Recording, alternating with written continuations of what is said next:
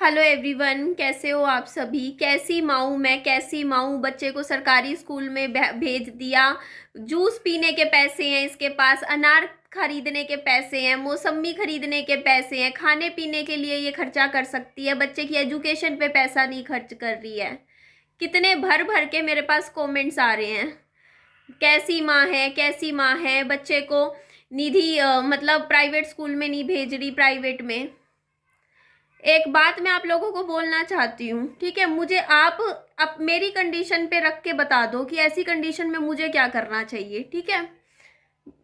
बच्चे बाहर खेल रहे हैं, थोड़ा शोर हो रखा है, ठीक है। मैं आप लोगों से एक बात मैं बोलना चाहती हूँ। मेरे मेरे बच्चे को पिछले साल टाइफाइड हुआ था, ठीक है। सॉरी, ये काजल ना मैंने सुबह लगाया था, मैंने उसके बाद ना बस ऐसी तो तब से बस कामों में घर के लगी हुई थी, तो इस वजह से देखो मैं ये कह रही हूँ कि देखो, मेरे बच्चे को टाइफाइड हुआ था, 14-15 हज़ार रुपए लग गए थे। वो भी तब जब मेरा बच्चा पूरा दिन हॉस्पिटल में एडमिट नहीं हुआ करता था, सिर्फ थोड़ी देर के लिए एडमिट हुआ करता था, है ना। जैसे एक टाइम ड्रिप लगवाने जाती थी, 5-6 दिन लगवाए थे। मेरे को ये बताओ, ससुराल वालों ने एक बार फोन करके भी बोला कि भाई कितने पैसे निधि लग रहे हैं, क्या खर्चा हो रहा है बच्चे के इलाज पे, तेरे पास पैसे हैं भी या नहीं, कुछ नहीं पूछा। इवन जब मेरे बच्चे को ये हेल्थ इश्यूज आए थे, 3.5 साल मेरे बच्चे के ट्रीटमेंट चला, जिसपे लाखों रुपए लगे हैं मेरे, ठीक है। उस टाइम कभी उन्होंने 1 रुपए की भी हेल्प ऑफर करी है ससुराल वालों ने 3.5 साल में इलाज पे, कि क्या टेस्ट हो रहे हैं, ईईजी, सीटी स्कैन, एमआरआई, और क्या बोलते हैं जो फुल बॉडी टेस्ट हुए इसके, और हर महीने के जो टेस्ट होते थे, दवाइयाँ, डॉक्टर की फीस, इतना खर्चा 3.5 साल तक मेरे बच्चे का चलता रहा। मैं ये पूछना चाहती हूँ, क्या कभी भी मेरे ससुराल वालों ने 1 रुपए का भी कंट्रीब्यूशन किया वहां पे मेरे बच्चे के जब हेल्थ इश्यूज चल रहे थे? क्या मैंने नर्सरी, एलकेजी, यूकेजी 3 साल ससुराल वालों ने पढ़ाई पे कोई खर्चा उठाया था? जब मैं प्राइवेट स्कूलों में मेरे बच्चे को महंगे से महंगे स्कूल में भेजा था मैंने मेरे बच्चे को, सबसे, आप बता दो, बचपन प्ले स्कूल में भेजा था मैंने सबसे पहले मेरे बच्चे को। बचपन कितना महंगा स्कूल है, 3800 रुपये महीने की फीस है वहाँ की, पहले नर्सरी क्लास के बच्चे की। मैंने वहाँ भी भेजा, इसके बाद यहाँ दूसरा स्कूल में भेजा, वहाँ भी 2500 रुपये महीना फीस थी, ठीक है। और करीबन ये लगा लो 800-900 रुपये वैन के ऐसे जाते थे, मुझे ध्यान नहीं है। तो मैं ये चीज पूछ रही हूँ कि मैंने एक एक फर्नीचर, मैंने जो भी चीजें घर की बनाई, घर घर का लोन उतारा, कर्जा उतारा, जो भी मेरी लाइफ में हुआ, कहीं 1 रुपए का भी कंट्रीब्यूशन उनकी तरफ से हुआ? अगर मेरा बच्चा था तो उनके भी घर का कुछ तो लगता होगा। जब मैंने जनवरी महीने में वीडियो बना के प्रॉपर, मैंने कई बार वीडियो बना के बोला था कि मेरे पास नहीं है पैसे, मैं नहीं प्राइवेट स्कूल में आगे बच्चे को पढ़ा पाऊंगी, अगर भेजना है बच्चे को प्राइवेट में तो आप पढ़ाई का खर्चा उठाओ। ये बात मैंने सिर्फ वीडियो में नहीं बोली, मैंने मेरी सास को फोन करके भी बोली थी कि भाई आप मेरे बच्चे का एजुकेशन का खर्चा उठाओ। ये बात मैंने बोली थी, मेरी सास ने मुंह पे मना कर गई थी। सामने से मेरे को फोन पे बोला था कि 5वीं 6ठी क्लास तक तू देख ले, प्राइवेट बच्चे को पढ़ा ले, और बोलते प्राइवेट में पढ़ा ले, तू देख ले खर्चा, आगे का हम देखेंगे। ये बता दो आप लोग, इसमें मैं कहाँ गलत हूँ, ठीक है। जब मैंने अपनी बात रखी, भाई मेरे पास नहीं है पैसा, मैं आगे प्राइवेट में नहीं पढ़ा पाऊंगी, मेरे बच्चे को महीने का 50-60 सॉरी साल का 50-60 हज़ार रुपये नॉर्मल लगता है प्राइवेट स्कूल में पढ़ाने का। अगर कोई मतलब एक बच्चे का बता रही हूँ, एजुकेशन का बच्चे का, प्राइवेट में ट्यूशन वैन का सारा कुछ मिला के 5 से 6 हज़ार रुपये एक बच्चे का खर्चा बैठता है महीने का, और उसमें किताबें वगैरह इंक्लूड नहीं कर रही हूँ मैं। एडमिशन फीस, एक्टिविटी फीस, बाकी चार्जेस वो सब नहीं इंक्लूड कर रही, जो हर महीने वाली जो फीस बता रही हूँ मैं सिर्फ।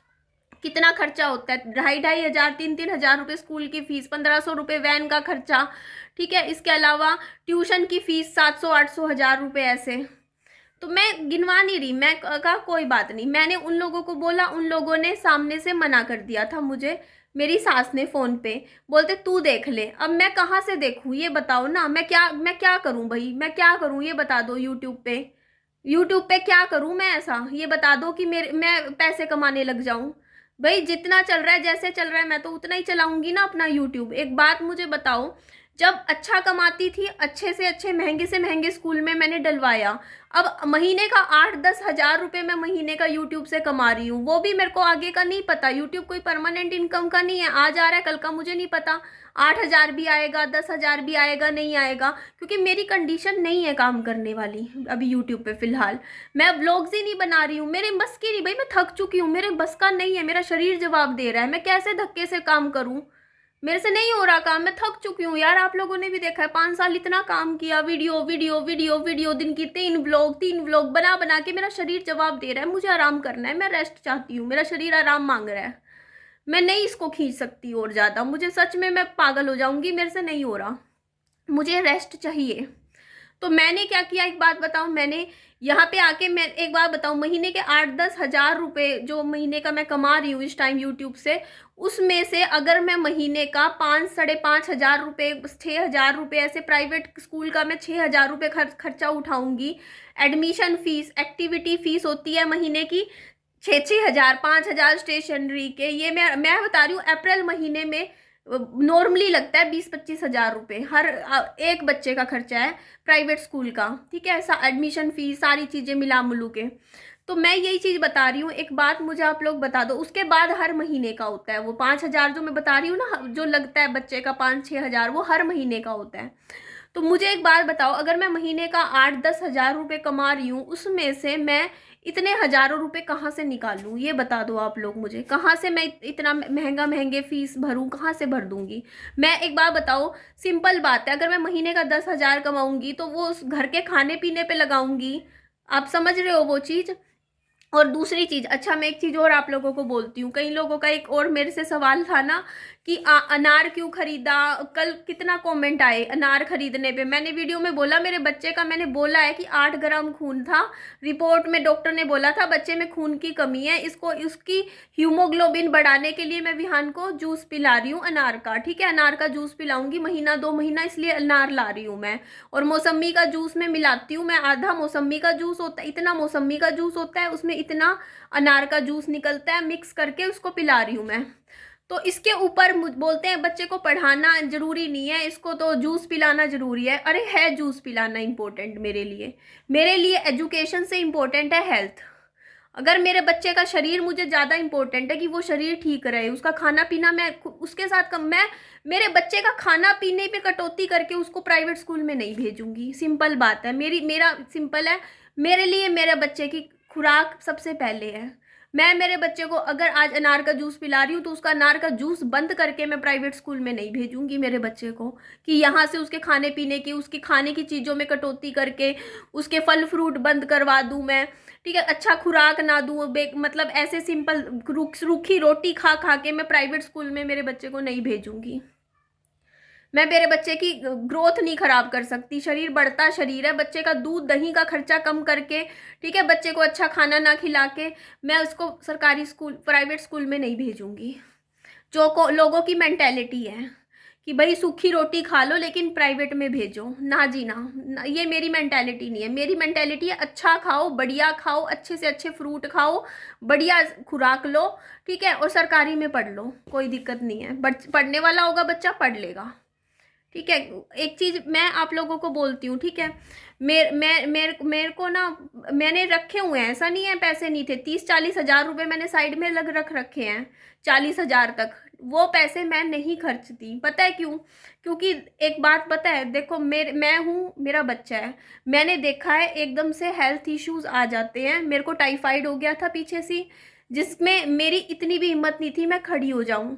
उस टाइम मैंने डॉक्टर बुला के अपना इलाज घर पे ही करवाया था, 4-5 दिन वो मेरे ड्रिप चढ़ाए, मेरी इतनी तबीयत खराब थी, मैं यूं से यूं नहीं खड़ी हो पा रही थी, खाना बाहर से आ रहा था, मेरे को खाना के पैसे देने के लिए भी मैं बाहर तक खड़ी नहीं हो पा रही थी, मेरी ये कंडीशन थी कि अगर वो खाने वाला भी आ रहा था ना तो मैं खड़ी होके खाने के पैसे तक नहीं दे पा रही थी, मतलब उठ के कि उसको दे दूँ वापिस खाना वो ले लूँ मैं, ये कंडीशन थी। मेरा बच्चा ना बिस्किट खाए, उसने बिस्किट खा खा के वो दिन निकाले थे, क्योंकि मेरी हिम्मत ही नहीं थी कि मैं खड़ी होके कुछ बना पाऊँ, मेरी कंडीशन बहुत गंदा टाइफाइड हो गया था मुझे। 7 दिन बाद जाके मेरी इतनी हिम्मत हुई थी कि मैं उठ पाऊँ, नहा पाऊँ। तो उस टाइम अगर मेरे पास पैसे थे तो चलो बिस्किट ही खा लिए हमने, कुछ रखे थे, और मेरे पास पैसे थे तो मैंने अपना इलाज करवा लिया। डॉक्टर बुला के, नहीं होते उस टाइम पैसे तो मैं कहाँ से अपना इलाज करवा पाती? आप ये चीज़ मुझे बताइए, कैसे अपना ट्रीटमेंट करवाती? अगर उस दिन मैंने नहीं रखे होते कुछ पैसे, तो मैं मेरे बच्चे का, जब मेरे बच्चे को अभी बीच में बीमार हुआ था, है ना, मैंने बताया पिछले साल, तो मैं कहाँ से इलाज करवा पाती? तो बच्चे के साथ आप, मेरे को पता है कि कुछ पैसे रखने पड़ते हैं घर में, एकदम से बीमारी शिमारी के लिए रखने पड़ते हैं, बिल्कुल खाली होके नहीं रहा जाता। कि मेरे पास अगर मैंने 40,000 रुपये बचा के रख रखे हैं, तो वो भी मैं प्राइवेट स्कूलों में पकड़ा दूँ, टीचर्स को दे दूँ सारे पैसे। ठीक है, लो भैया मेरा बच्चा प्राइवेट में जाएगा, और कल को मेरे को कुछ दिक्कत आ गई, बीमारी शिमारी या कुछ भी हमें प्रॉब्लम आ गई, हम किसको देखेंगे? बता दो।